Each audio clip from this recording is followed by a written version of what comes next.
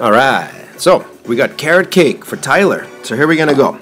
So what I'm gonna do is I got 1.5 cups of flour.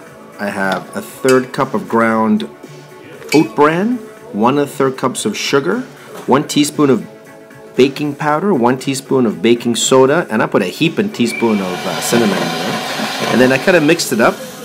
I put 3 carrots through our salad machine, which grates them up nice and easy. Quick job to do some grating. So I grated up the carrots, got them right in there, and then I put 2/3 of a cup of vegetable oil, 3 egg whites, and 1/4 cup of corn syrup.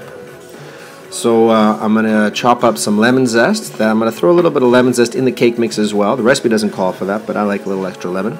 And then I'll put some lemon zest also into the icing.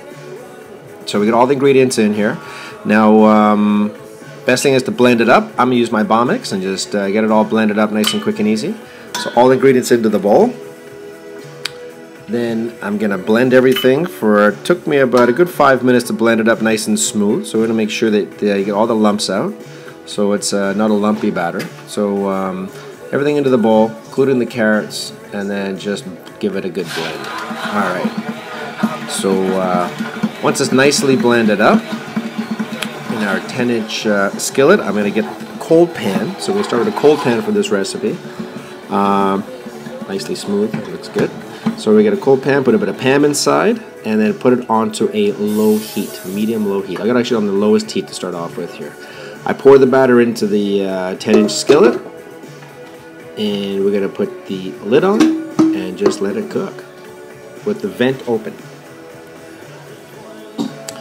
Okay, so while that's on the go, in a bowl, I'm going to take some cream cheese. I use 1 big spoon of cream cheese here. My lemon zest, we're going to throw that in with the cream cheese, and we're going to give it a good whip. I'm going to put a little bit of vanilla extract in there, a couple of drops. And a nice little trick is to put a damp cloth under your bowl. And then that way, when you're blending, it doesn't move all over the place. So I'm going to start to blend that up to cream the cream cheese. Creaming means just mixing it to get a creamy state. I'm going to add sugar, but don't add the sugar all at once because then it doesn't cream as nicely. So I put the sugar in about 6 times until the whole time was blended. Alright, so this has been now 50 minutes. I'm going to put the right in there.